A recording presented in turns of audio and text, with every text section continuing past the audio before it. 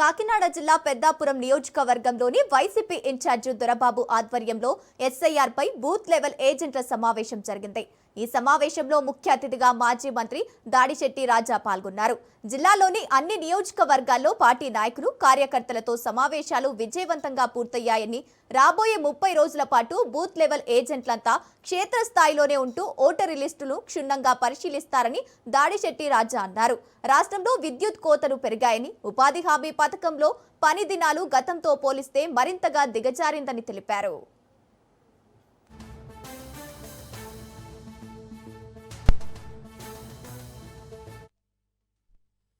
సరిలో భాగంగా మా కాకినాడ జిల్లాలో అన్ని నియోజకవర్గాల్లోని వైఎస్ఆర్ కాంగ్రెస్ పార్టీ నాయకులు, కార్యకర్తలు అందరితో కలిపి మీటింగ్స్ కంప్లీట్ చేయడం జరిగింది.